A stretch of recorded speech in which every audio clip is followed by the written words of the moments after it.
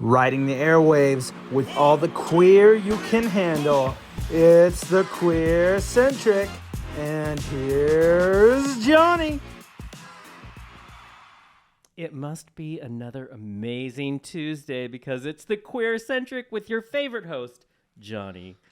Queerly Johnny, to be exact. We're very excited to be back in the studio, having amazing conversations lately because this is our Pride Month, and we're having really fun, queerer than normal shows. Thank you to Daniel, the intern, who has, I gave you the reins for June, and you are making it happen. My favorite thing about this is I just show up, and I'm like, Daniel, what are we doing? And you know what it's like when you have people who are taking care of things. And I'm like, it's just beautiful. So I know about 4 days before so I can get prepared. But because it's Pride Month, so there's 18,000 things to do. It's hard just to focus on anything. Of course, everybody who's watching the cameras, before we get into some Spokane-centric things that I want to make sure people know they can go out and be entertained with, you recognize the gentleman that's on your camera right there, Esteban Herevia, because we are here. We are here for Herevia. Oh, we are.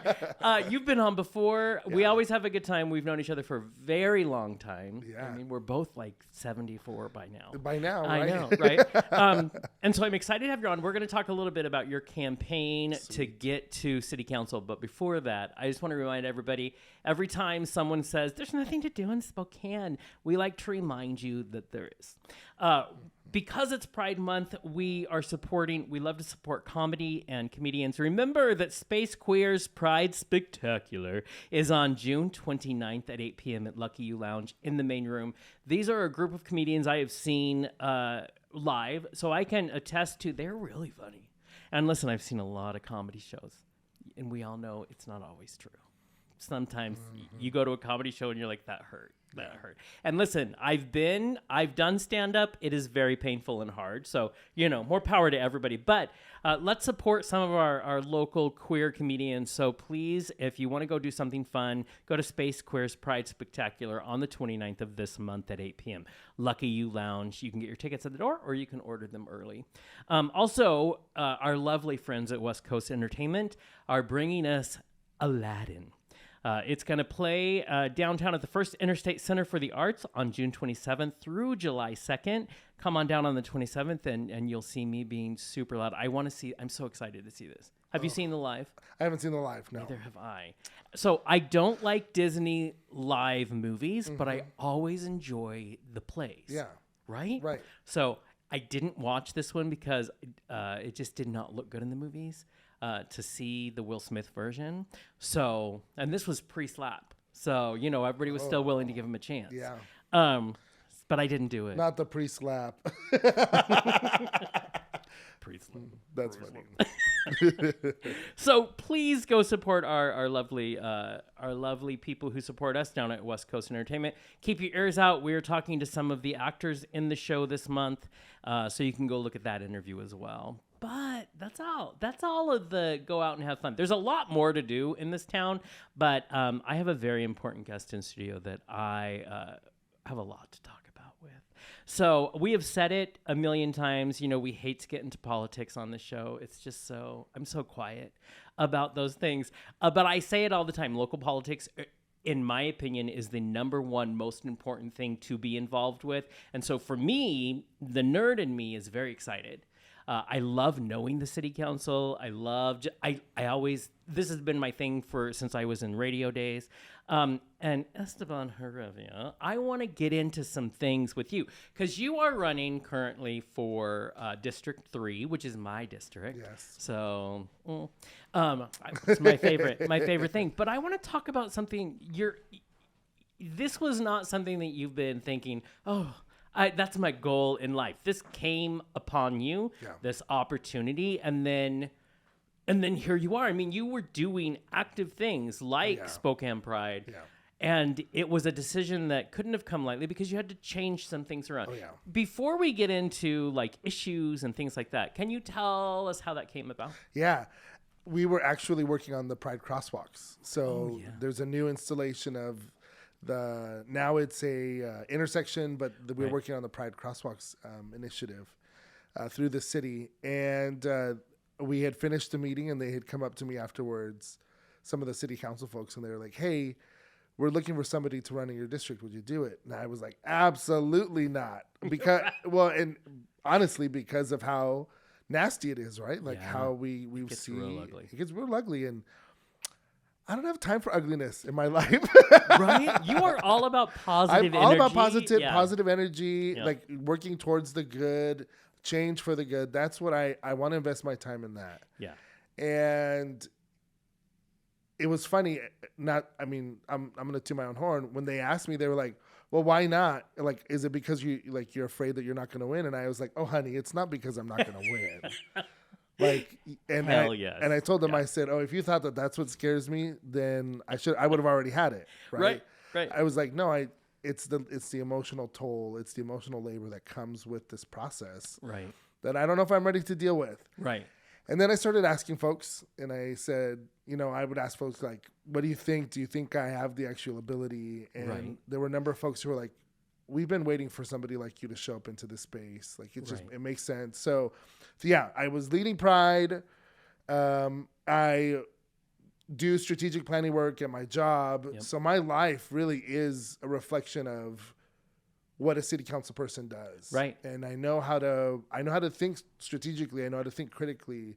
I also know what it's like to represent people and to ensure that all people are represented in systems and building systems that work for people. Right. So it was just one of those moments of like, you know what? This is the right time. This is if I'm going to do it, this is the season to do it. Let's go for it. And it really does feel like people are ready for me. Yeah. I was really worried that I was going to walk into spaces and feel like a stranger. And sure, the number, oh my gosh, I probably couldn't tell. I'm probably going to tell too much tea here, so I'll probably get in trouble later. I love tea. But the first 2 weeks, people were calling me and they were just straight up nasty. They were like, that's what I was going to ask, because the criticism has been there, so unfounded, so much of it. And I knew when we spoke back before you did your big party, that was a concern of yours. How do you? Hopefully it's calmed, but that's like you said earlier, that's the nature of what politics is anymore in our country. How are you doing with that? Every day I have to remind myself about the power that I have and the actual experiences that I have. So folks were, and not that it's a bad thing, right? Like queer activism, we need queer activists. Yes. We need people who have the interests of the LGBTQ plus community at the forefront of their minds. We need that. Yeah. And so folks were at the beginning saying, oh, he's going to be too activist here. He's going to be too queer activisty, which I am. Yeah. That's my background. I do that. Right. But the word "too," I'm like, I mean, know if that exists for any activism. Exactly. Yeah. And then on top of that, folks weren't giving my experience a chance. So if you actually took the time to look at the work that I did in Spokane Pride, it was around systems change. Mm-hmm. Like I rebuilt the organization to ensure that, one, it was more equitable, that more people were represented, and that the financial systems actually benefited the organization. When I took over, we couldn't hold on to $1,000. I was going to say, you had to rebuild so much of what was in there. Not that we aren't thankful for all of the years of Pride we had, but it doesn't mean there doesn't have to be fixed. Well, one of the things, that's what I was talking about with a friend, is just because you don't recognize a name. I was actually reading some, at the beginning, some articles when people just started announcing and hearing this criticism. And I'm like, wait, you are talking without knowing what the background is, without knowing the skill set that's already there. You're doing it. It's a political thing that we do, which is I need to discount this person because they never have, because it can give me a better chance if I've run for. But listen, I've run for 7 times. I don't know if that's any better than being new. Exactly. And that's my next question. Did you win? Because you can run all you want. Yeah. But if you win, and not exactly that, and that's the other part too that like sucks in this process is everybody's trying to choose somebody to win. So they waste all of this energy. And I just wish I could shake some folks and be like, you spent all of this time going round and round and round. when that could have been, you could have helped me raise money. Yeah. You could have we could have Which done all these is things. the problem anyways with the system, in that we are not focused on the right things. Right. We're not focused on the changes that we want to make. Right. And that's one of the things I wanted to get to. Before we get to that, please remind people, District 3, what is that? Oh, sure. In Spokane. Okay, so if you think about Spokane, typically we use downtown as our reference, right? So if you think about Brown's Addition, Yes. Peaceful Valley, Kendall Yards, West Central, and then we take a look at Division. Yeah. So it's basically everything Division West, and then starting at Brown's Right. Addition all the way to North Indian Trail. Which is amazing. It's amazing. Yeah. So that means I have one of the richest zip codes in the Right. city, and I have one of the poorest zip codes in the state.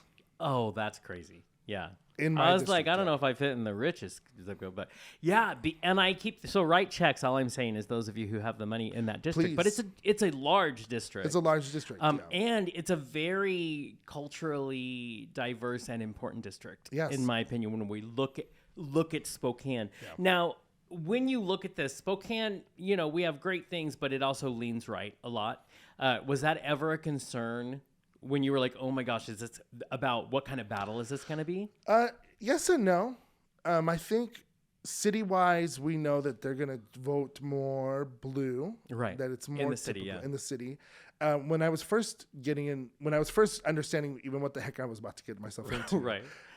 it's very interesting because this district will vote more blue when it comes to the governor. Right. When it comes to like Patty Murray, for instance, is Right. voted in. Marcus Riccelli, Andy Billig, Right. like all of these folks, they're the ones getting voted in. But then they'll also vote for Kathy McMorris Rogers. Exactly. It's very confusing. So it's very confusing. Yeah. So the data was telling me that it's actually that I have a good chance of winning, and that I have enough media, like I'm a mediator, right? So I know Right. how to hold enough tension Right. to potentially demonstrate that I actually know how to hold the ideals and the values of folks who are more conservative. Exactly. Well, I think you nail it right there. So when it comes to politics, because I want to talk about the things that are your pillars that you want to go for. Because one of the things complaints about, which I don't think we have with you, about people who are just getting into politics, or we all listen. I'm not going to run for politics. I have lots of lovely, large ideas, and I think that's needed out here in the civilian community. But translating large, beautiful ideas into actual action is what we need from our leaders, Exactly. right? So break it down for us what your top peers are that you want to focus on, and how are we going to do it? Yeah. Yeah. Yeah.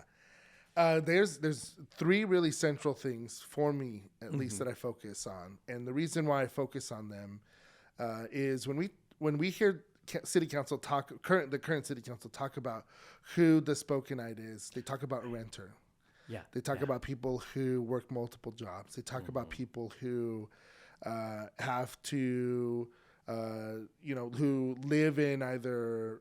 Who live in apartments or who need to live near bus lines. Like we hear them talk about who this resident is, but that person isn't on city council. Yeah. And that's me. I've been renting. I've only can afford to rent right now. Right.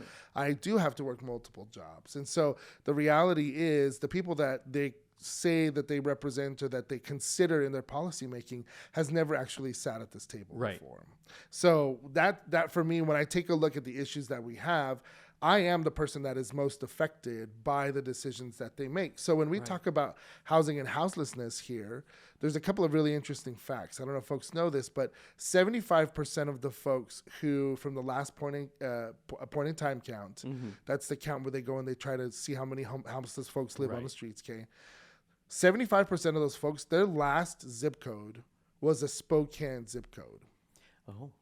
And the number one reason why these folks are on the streets isn't because of drugs or mental health. Now, that's a reality for most. The reality was they could not afford rent being raised. Right. So that signals to me, that lets me know that we have folks because our wages aren't adjusting to the rent that's raising. We need to be doing something about rent. Yeah. We need to be ensuring that rent can actually stay with the pace of the wages, right? So rent stabilization, that's something that I think we need to be exploring more. That also, the other reality is there's folks who want to live here. People want to be here. Right. We talk about all the wonderful things that are happening in Spokane. Right. But there's nowhere for them to live. Yeah. Where can they go? Everything is sky full. High. Yeah. And it's sky high. And it feels like the rent increase when it happened fast. It did. Yeah. It did. And so one of the things that I have a lot of like understanding of is planning, and how do we ensure that the types of plan that we're putting into place work for every single person. So that's exploring multiple zoning options. There's so many office buildings in the city that are going unused. Yeah. Why don't we try to convert those into apartments? Why don't we try different types of living areas for these places? Right. Like that. There's it's not that there's a lack of creativity, but I feel like there's not enough exploration. And so, and there's a lot of, fortunately and unfortunately, there's a lot of politics that kind of get in the way. Sure. You know, our mayor hasn't been really on board with these conversations and finding these things. And speaking of that, I was just watching, Paul Dillon was mentioning some tweets that went out from the mayor's office. So there is a very tense relationship between, we can't deny it. It's all of us see it. I mean, it's very public. Well, and we're at the point now where it's laughable. So just to call it it's out, a reality show. It's a reality show. The tweet that you're referencing is, it was on her Instagram page, I think, and it was a Kathy McMorris Rogers post that went live on Nadine's page as if it was Kathy posting. Yeah. So the truth that brought to the surface was a truth that I think maybe some of us kind of were suspicious about, but it was not one we were expecting to be confirmed. Oh, no. And to have it happen right now is just beautiful. It was great timing. Yeah. But it comes back to, when I think about my experience and what I bring, my goal is always, because the reality is, it's not just me as one city council person. There's going to be 7 others of us. Mm-hmm. And so when we talk about these relationships, we need folks who also understand what it means to be a team, what it means to contribute, and also what does it mean for us to get over ourselves? Yeah, because we have to somehow find a way to work together. The problem from the top down has been we've lost that art form. And I do want to, so listen, I don't care what, I'm a cheerleader, guys, and you know I love who I always have on this show. So I do not apologize. But one of the things that I thought, the minute I saw that, it's disheartening, of course. I look around our city and our country and I see these things and you're like, is that I was like, well, you need to get your resume out because you're a certified mediator. So that can only be helpful in situations like this. I mean, I'm not saying it's going to solve it, but we need to start. We have to somehow find that way, because the point is no matter who's in that office, you got to find a way to work with that office. And the reality, as you've stated, that those of us who are renters, who we're heading into a not fun financial time in our country. It's not going to get easier. Right. The reality is we need to work on the things that are happening to us. To us, exactly. So we can't get lost in reality TV, and that's it. Yeah. And then the second issue that comes to mind, especially when we like thinking about this reality TV, whatever, is when I first started, I decided to go to the park near me, and there was a group of moms there, and I was talking to the moms, and they all shared that they were carrying knives on them. Oh wow! And I was like, why? I mean, I get why, but also tell me why are you carrying knives? And they were like, well, we don't feel necessarily safe coming out to the park. And I asked, well, why don't you call the police if you don't feel safe? And they straight up were like, well, we can't rely on the police to come show up for us either. Right. The police have told us, there was an article back in February where their communications person told us that they can show up all they want with violence because they're trained to show up with violence. Yeah. They're not trained to show up with prevention, which lets me know and should signal to the rest of us that the system isn't working on our behalf, even though we perceive that it does. Right. So there's things that we need to be doing to adjust it. So taking a look at the types of folks who respond to emergencies. We currently don't have a domestic violence unit. Which is crazy. But the number one phone call that the police get are domestic violence phone calls. So we need to have, whether it's social workers or trained psychologists, And whatever it didn't is, we to at respond. one time a few years ago, they were working with Pioneer Health to have these ride-alongs. They were. But then, best laid plans of mice and men, is happening. So why are we not continuing to support that and to grow that thing? Yeah. And especially, listen, if you've lived in Spokane for any amount of time at all, there is already we have a problematic history with the public and the police. Yeah. Not saying that there aren't good intentions to fix it, but the fact is we're working on a broken relationship that we need to heal. Exactly. And the thing that I don't want people to hear is all of these changes are to take away power or to say that they're not valuable. Right. We need our police to succeed. Yes. Yeah. We also need our community members to be safe. Exactly. We also need our police officers to be safe. And so what are the mechanisms that we're doing to ensure that it works for everybody? This isn't a, this major call for, whatever. Right. It truly is. How do we ensure that everybody's best interests are and our answers cannot be what we've tried 8,000 times before, because that just proved to us it can't.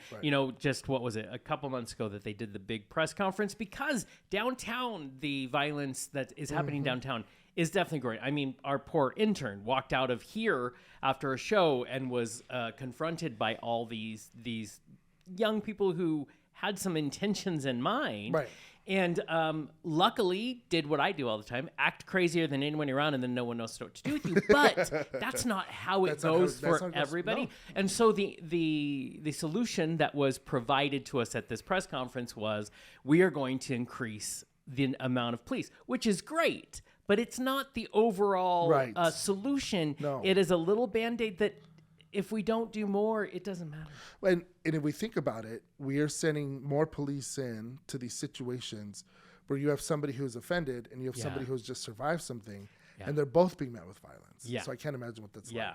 And then the third thing for me, girl, these goddamn potholes in this motherfucking city. Oh my God. Oh my God. I love reading things about you and how they act like we all complain about it every day. They're like, why are the potholes a thing? Because have you driven? Have you? Yeah. And the part that sucks is it's a reflection of the city. And on top of that, we know that certain neighborhoods get more care than others. Thank you. Certain neighborhoods seem to have construction on their roads to fix them every year. While others go untouched over and over again. Did you know that there's only 2 teams to address potholes for the entire city? 2 teams. For our whole city? For our whole city. It makes sense. And I think it's something like 41% of the potholes get filled. I don't have access to the budget, but you better believe the second that they gave me that little folder, I'm going to go through. I'm going to be like, okay, we can get rid of this. We can do this. Well, when we call ourselves the pothole capital of the world for the past 20 years. I mean, sure, that's something to be proud of, but also I want to get to work. I don't need a state park. I don't need to be known as the You know what I need to do is not have a flat tire because I can't afford it. But if we think about it in this ecosystem type of thing, right? You get a flat tire, you can't get to work. No. You can't get to work, your productivity goes down. That means somebody isn't served, so then and we think it hurts our economy. If you're not thinking about that one person, think about that it hurts the city's economy. And then we think about small businesses and the impact that it has on small businesses. The thing that I keep coming back to is, what are we investing our time and our money? Yeah. Because if we're spending our time focusing on interest, then we have done a disservice to our community. Exactly. And when we actually focus the needs of our folks, when we focus the needs of our community members, and we take a look at the actual issues from a place of understanding that it impacts every single person, right? That to me means that we're making change for the good of every single one of us, not the good for some groups. Exactly. And we need to start looking at other solutions to problems we've had for 30 years. Yeah. And that haven't been solved, but we keep throwing the same Band-Aid on it and hoping. Now, one of the things that's exciting is anytime there's more diversity added to the council is, I think, a reason for us to celebrate. Not only are you, I love it, I'm a queer man, you're a queer man, that's great, but you're a person of color. There are all these tiers. Do you feel more pressure because of that, or do you feel excited because of that? And then let's talk about some of the experiences you've had in Spokane due to that. When I win, yes, when I win, I will be the first elected Latinx person to the city council. So we're making history. This in 2023, we're still talking about it. Exactly. This campaign, me or not, at the end of the day, when I win, we are making history, which means that we're opening the doors for more folks to be represented in the city council.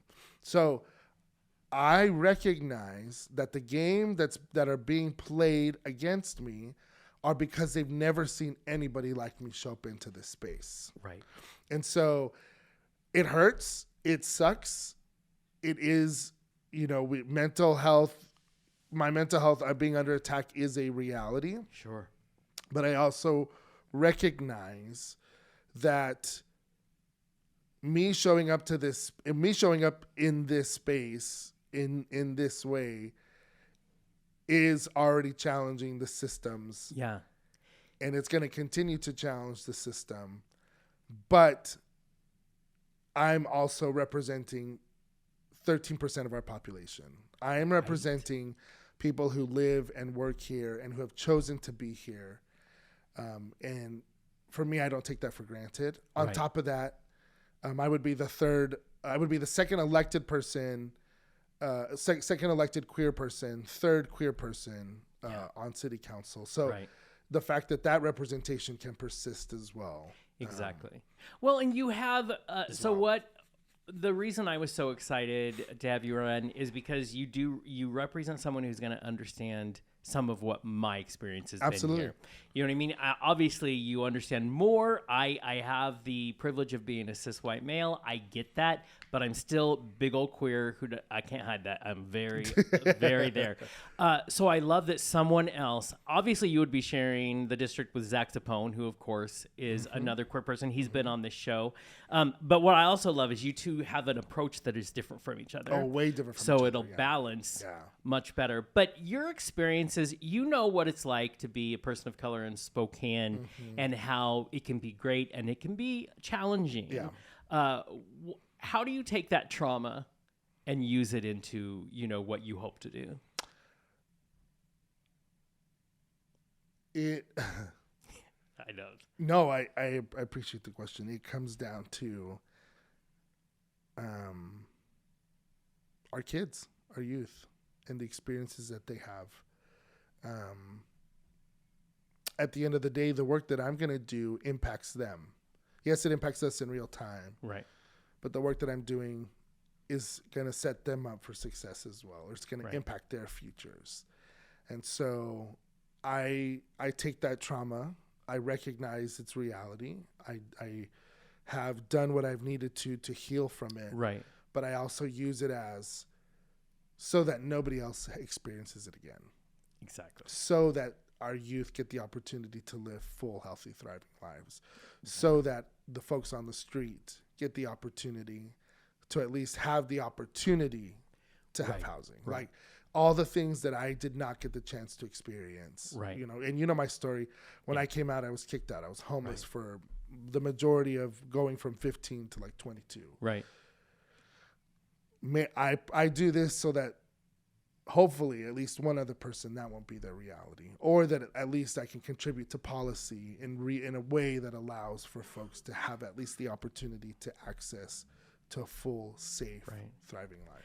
I love that one of the things you do, a talking point you do as often as you possibly can, is to talk about how we all deserve that opportunity. All we can do is build it so that we can take control of our lives and be better. But if we haven't built a foundation for that, and one of the things with Pride coming up, Pride Month, everybody. I was talking today with some people, and you'll get to, and I'm sure you do too, you get the two questions, what we've talked about, which is safety. Do you ever think about your safety? It always comes from a very well-meaning heterosexual ally, and I always have to remind them it's always in the back of every queer person's head about our safety. But we can't afford to let the fear win. Yeah. So you get up on the stage, people like us who are loud, and that's what it is. Yep. You get up there and do that. Yeah. But how do we, so speaking of, we all know that the old statistic that 40% of homeless youth are LGBT QIA people, a lot of times they've been kicked out because they can't. So I love, first of all, politics should always come from how can I make it better for others? But how do you legislate that? You know what I mean? How do you look at what's going on around the country? Over 500 bills in legislation basically targeted to erase us in the queer community. Yeah. It's the most in history. HRC just announced, state of emergency for it. But as I always say, the most control we have is on our ground where we are. How do we, sanctify the things in there? How do you keep that voice alive when there's 8,000 other things that you're going to need to look at, on council? From what I'm learning from other elected folks and from the experiences that other people are having, that are a part of this process, it's one about your motivations and two about who you're surrounded with. So my motive, if this is, always centering my motivations, coming back to my why, that's always crucial. Yeah. So I'm voting from a place of my why. Right. I'm also voting in a place that represents and that benefits my district. And also ensuring that I have folks around me who remind me of that and who are helping me remember, oh yeah, this is why we're doing this, or this can benefit us, and this could help us get to this point and to this place. And I really do feel like I'm fortunate that I have so many folks supporting me who are willing to call me out when I make a mistake, right. Not call me out, but call me in when I make a mistake and say, hey, this is going on. Right. We need you to correct this. And the fact that folks have been so gracious enough to do that with me. Right. One, it should reflect that the type of leadership is different, right? That when I show up, it's different. Right. But also that there are going to be moments where I'm going to have to stand in the gap. That right. It is going to have to be me to call up and call out and say like, hey, this is not right. Or we need to be reshifting to focus on right. this. And honestly, this is going to be a learning experience for me too. Right. Like this is going to be me sharpening iron. This is going to be me learning what does it actually look like? Right. And I'm saying this out loud to all of y'all today. I never want to do this ever again. I don't plan to run again. And so make it happen this time. I'm making it happen this one time, yeah. but I'm also want to make sure that I'm learning as much as possible, so that when I'm on the other side and while I'm in there, I know how to come alongside folks right. who are doing right. the advocacy pieces and the policy pieces and the law pieces. So something that never was part of your life plan, mm-hmm. and you're a visionary person. You know the long game. You're not afraid to dream of things. Has doing this changed maybe what you thought about what you wanted for your future, other than being on city council? No, what I mean? It's clarified it. That's fair. That's fair. It is so clarified it. And the reason why I can say that is so targeted, so boldly is I knew that I was going to experience racism. I knew that I was going to be face to face with supremacy. I knew that, but I never expected it to come from people who consider themselves allies or Democrats or progressives. Yeah. The amount of hate that I've experienced from those folks has really just been disgusting. Yeah. I'm going to use their word about me back to them. Yeah. But at the same time, it's helped me realize that all the things that they've called disgusting about me are all the things that actually make me who I am and make me beautiful and make me full. Oh, I love that. And so why am I wasting my time trying to work with folks who just dismiss that experience when I have so much more to offer, I have so much more to give. And so it may not happen now, but why can't I be the next Ellen DeGeneres and have my own talk show? Ain't no way that you can't do that. Why can't I go out and write all these books? Why can't I go out and do all these things? So if anything, it's clarifying the where I need to be focusing my time and my energy. Right. Will there be a period of rest after all of this, whichever way it goes? I hope so, because you deserve a period of rest. I deserve it. And at the same time, let me just kind of correct something. Better than Ellen. Oh yeah. You know what I mean? You're the heart you've always had, which is I've been lucky enough to know you before this was ever even a gleam in your eye. Yeah. We need more of that. Someone who wants to make it better. That is not a typical, people who are elected. That's not a response. No, that's not a response. Right? No. And so when you you're looking at this, and I'm not anti or nothing for city council. I know a lot of lovely people who've been there in the past, who are there now. But when you look at it and go, I think some things need to change a bit. What are you hoping to bring to the table? I'm really hoping to lean on my strengths as a strategic planner and as a mediator. Yeah. The very first question whenever I go into a new project or I'm coming alongside a new project and helping folks, imagine what we're going to be dealing with or what problem we're going to be solving, the very first question is always, who do we believe ourselves to be when we're at our highest, at our best, and at our highest and at our best? See, these are my favorite. I always get good Oprah moments with you. That is, yeah. Say that again, please, for the listeners. Who are we when we are operating at our highest and at our best? That's always question number one. That's always the first place I start. So the thing that I think about when going into an adventure like city council is not only who is the city when we are operating at our highest and at our best, but also what does the leadership look like when it's at its highest and at its best? And right now there's so many things that are missing, right? Yeah. And so when I think about how am I going to show up in these spaces, it even comes down to how can I demonstrate joy? How can I demonstrate healing? How can I demonstrate a workplace that truly reflects people's strengths? You go in and you can feel you can feel how tense it is. You walk in there and you can feel the separation. You can tell that there's them and us. Yeah. And so even with the folks that I disagree with, I hope that they feel a sense of, I can talk to him. Right. And we may not agree, but I can at least connect with them. But there has to be, and that is where it's at. I was going to say you just said it, but one of the quotes you have said in the media before is joy and celebration are key indicators of success in leaders. Mm-hmm. I've not heard that. Listen, just really quick. If you've ever wanted Oprah to run for office and she's not going to do it for us, you just vote for us. Because these are real questions to ask ourselves. Why do you think joy and celebration are key indicators? They're a marker of fullness. It's an indicator that I have arrived in the space with full hope and full fullness. It also is an indicator that there's transformation that's happened.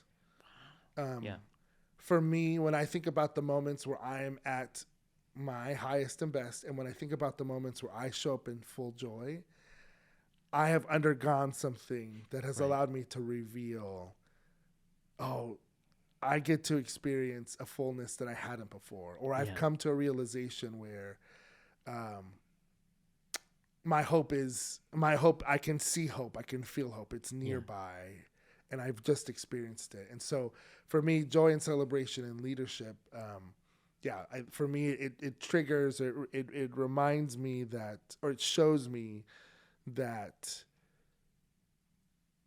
folks have had the opportunity to arrive either to a point or they've come to understand themselves.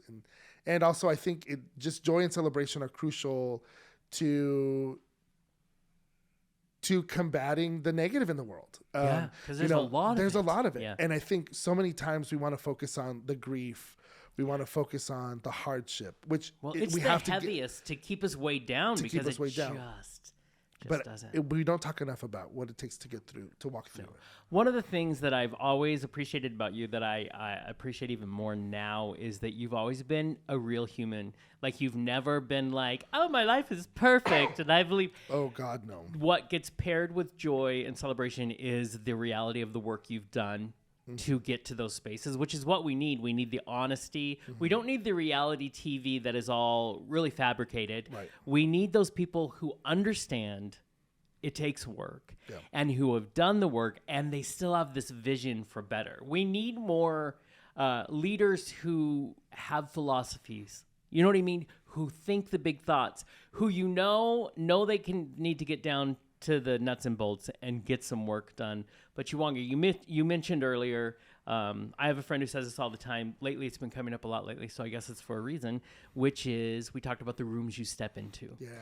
Understand that the rooms we step into are already there for us. Yes. No one's blocking it. It is only for us to step in and accept ourselves in that room. Yeah. And that's exactly what running for office, Right. when it's about focusing on that and focusing on it needs to be the positive, the joy, the celebration, because it's the only thing that's going to make that winning day worth it anyways. Exactly. If you went through Even the losing day worth it. Right. Yeah. It sounds because weird you to didn't say waste that. your energy. I didn't waste. Oh, and I didn't waste my time. Like Yes. I actually showed up as my full self. Right. I needed, and that's the part that I think folks weren't confident. They weren't confident in my ability to do this, which I get. Right. Whatever. And so They're always going to be the doubters There's always because gonna be that's doubters. just, and some people, that's what their job needs to be. exactly. And so Yeah. they introduced a new candidate who they felt was more safe, Oh. which is fine. Yeah. And I met this candidate, and I think that they were expecting me to show up mad and Right. angry. Yeah. And instead, I was like, no, I have the opportunity to demonstrate joy with this person. Right. Right. And I get the opportunity to celebrate the fact that they're entering into this race. Right. And I cannot tell you how much that it's been helpful for me, for my personal sake, to show up with that attitude rather than show up like, no, it's supposed to be me. I'm supposed to be the only one. Who do you think you like? It has improved my well-being, and I truly believe that it's benefited me rather than Exactly. Well, the other is going to take you down. First of all, comparison is the thief of joy. And just to say this, this is the season of my life where I'm really learning that lesson. And that's a beautiful thing. And it also shows I can celebrate you because it doesn't threaten me to celebrate you. No. Why can't we lift each other up, which is a big problem we have. Yeah.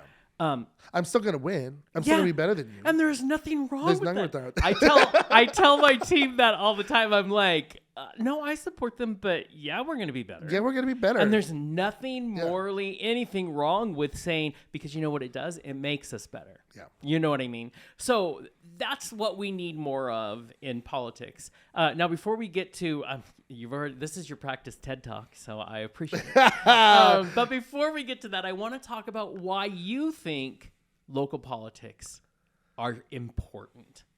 You know, because you have people all the time, you're like, I'm not going to vote. It's just local. It doesn't matter. I'm just going to vote in the presidential. And of course, my opinion is always, well, you're probably going to have more say in your local. And if you build from the ground up, I mean, you're going to influence the top way more. Why do you think local politics is important? I'm going to say something heady, and then I'll say the inspirational thing. I love both of those. Both of those are my jam. I'm down. Right now, when we take a look at the issue with the police and the police chief, there's a lot there. I'm not saying that the police chief is evil. That's not what I'm saying. From a strategic perspective, if there is a claim that there is a city administrator who is misusing their power, that should be investigated. Yeah. And if there's enough folks who say that, that should be investigated. Exactly. That is a process, a standard, a protocol. Exactly. The mayor could easily say, yes, we'll investigate, and she could turn her right around and say, no finding. Right. And that's all we needed to do. Right. But because the fact that she will not go through protocol for this process is letting us know that something's up. Right. They can flower their language all they want. Exactly. We know. Because actions speak way louder than those words. And we are not dumb. Exactly. We are not peasants. We're not underneath you. We're not stupid. Thank you. We know. Yeah. So when I think about the impact local government has on each of us, if we would give the police ombudsman the opportunity to actually do independent investigations, it's not because we're trying to say people are good or bad. Right. We're trying to ensure that the processes actually work for people. Right. Okay. So, in my mind, the way that trickles down is we talk about the violence that is experienced at the hands of police. Yeah. That those sorts of checks and balances can actually be put into place. Yeah. So that's one real-time local thing. But then for me, the other part that I think about is like the Pride Month declaration and seeing that beautiful Pride flag intersection installation. Yeah. That happened because local government heard the wants, desires, and needs of the community and was able to do a physical expression of that. If we could just spend that much energy on something beautiful like that, on solving houselessness, working with kindergartners on the reading, doing all of these things, supporting in all these ways, like. And I do think it's proof, like for many of us who've been in the city for a few decades, it was a beautiful moment to see that was happening. Yeah. And it does give proof, well, we can do these things. Now, how do we move those things forward? I will say I don't envy you mostly because we know the work. And anybody who pays any attention to city council, the mayor's office, all of it, knows there's work to do. But there are some great people. There are a lot of great people. Yeah, that are looking to do something. And our job as citizens is to continue to support that and to get more people in there. Now, I am known on this show as like, I'm not going to be, hardline 60 Minutes because I know what I think. I know what I believe in. And I want to believe in positivity, right? I think anybody who's listened to this interview so far knows that there is something else in you that is not typical. No. And it is this amazing way to look at life and to find lessons and to, you know what I mean? Yeah. And so apparently that's worked pretty well for you because in October, you're going to give a TED Talk, which is nothing to sneeze at. It's a beautiful thing. Like your life has so many facets, not just I'm going to be on city council. What the hell? Like what? So I told y'all that coming into city council was kind of like just walked into it. Right. My actual dream this year, my actual goal this year was to get a TED Talk. Yeah. And see, someone who makes goals makes them happen and then goes to the next. That's what we need. And I wasn't trying to get a raise this year. I wasn't trying to get a promotion. Right. I wasn't trying to buy a house. I wasn't trying to buy a car. I was trying to get a TED Talk. Yeah. Why? I have something to say. And I truly believe in my big idea, right? TED focuses itself around like, what's your big idea? Sharing your big idea. And I truly believe that this is a season for me to show up and talk about conflict. Oh my, okay. And how conflict. There's two things that I'm focusing. How conflict is the navigation of the soul's place. Mm-hmm. So when we find ourselves in relationships or we find ourselves with decisions where it's wrought with conflict, it's our soul telling us which directions we want to go. Wow. So the story that comes to mind is when I was 16 and I had the Bible and I was like, God, I don't want to be gay anymore. And I just remember living in that reality of I don't want to be gay anymore. I don't want to be gay anymore. So the messages that I heard or the messages that I instilled in my heart was that this was bad. This was evil. And I was in direct conflict with my soul that was saying, no, just be yourself. Right. Be who you are. And then as we navigate ourselves and as we allow our soul to find its place, hope can come in and move us towards the transformation that we want to see. And so the second story that comes to mind is I had the chance to ask my dad and my mom, why did y'all respond with violence when I first came out? And my dad told me straight up. He was like, I knew that if I let you live that life that you would die. And I was like, what do you mean? He was like, well, I knew that you would get AIDS and you would die. So rather than let my son die of AIDS, I'd much rather just have control over him. And my mom followed it up with, we were doing the best with the information that we had. And that moment just exploded for me because it made me realize that how many other families are responding in these ways saying, I am working with the best information that what I got. I'm listening to my pastor. I'm doing what my pastor's telling me. Right. I'm doing what my church is telling me to do. I'm following my religious beliefs. This is the best that I could do. I'm gonna leave you there. That's the cliffhanger. Yeah, but that's yeah. like the motivation for. Also, this talk about you'll get definitely people will want to know more. Because so I just did an interview where I talked about the uncomfortableness of my coming out and living in my car and all of that stuff. And the thing I just keep coming back to, and it doesn't matter, but I have to say it because when I talk to you, we just exchange ideas. Is I am kind of not as kind as I wish I was, or as kind as you are, because I feel like there is another option. I understand you're afraid, but any decision made through fear is not the way to go. Yeah. It's how I feel about our politicians. Anytime we make decisions and lead from a place of lack, anytime I lead from my insecurity, I will always do it wrong. Yeah. You know, and so I'm fascinated. Well, I already know I want to be there, obviously, front row seat, but these are the thoughts that we want people to have, because this is reality. Yeah. This is real people. We talk about changing the world. Yeah. I just keep thinking about, well, we have to move towards conflict.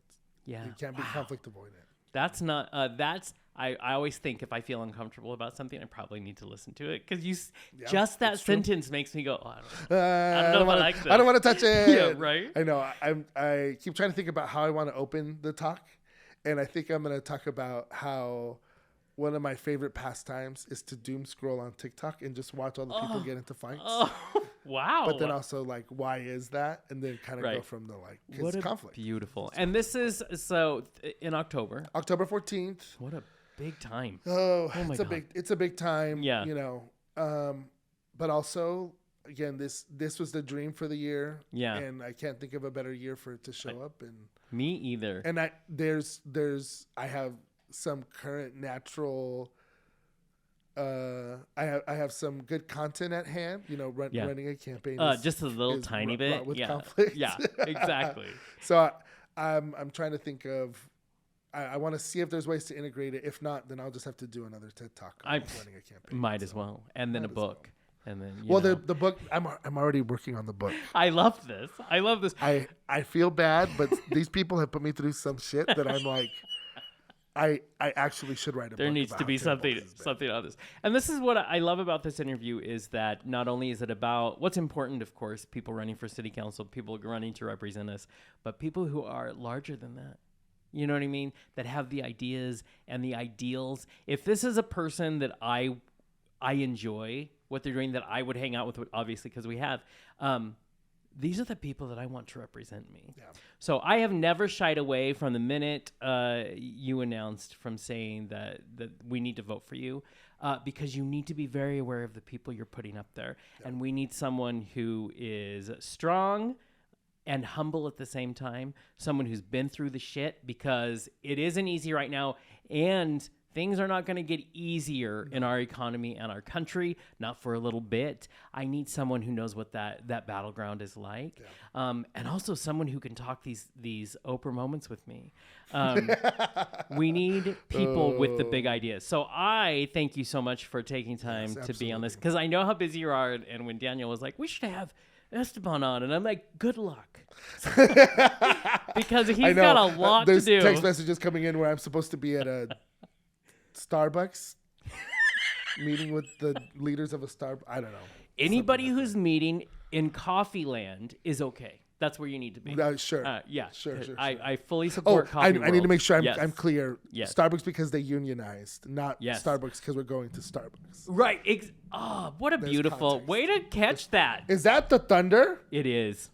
This is what happens. You are causing even the heavens above to just rattle. Absolutely not. Oh, hell no. Well, first of all, get ready for your weekend. And also, I need to say thank you so much for supporting me, Jonathan.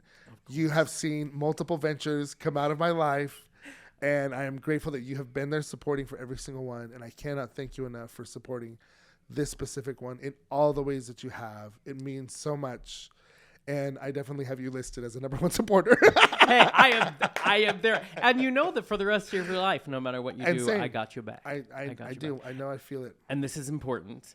And I don't say it lightly. When I say me and this show 100% back you, we need you in there. And do you know how fun it would be to have one district run by two queer guys? Oh, Thank you. It Let's would make be it happen. I know. It would be fun. And it would be important because for how many decades did we not have a voice? And so now they're trying to take that voice away. And what is the phrase for Pride this year? We are never going back. And so that's important. So thank you. Yes, I yes, support yes, yes. your need to go to a unionized Starbucks. So remember, everybody, our shows drop every Tuesday at thequeercentric.com. We also have lots of fun photos that you have been enjoying on our Instagram. So please continue to interact. And if I saw you at Pride, because this will be out by then, please send us a note because I'm giving out, have you hugged a bear today? That's very important. So you should come see me because it's all about the love and we have no time for the fear. So go make sure you vote in local elections. Make sure you vote in our district, District 3 for Esteban Herevia because we are here for Herevia. So until next time, bye guys. Bye.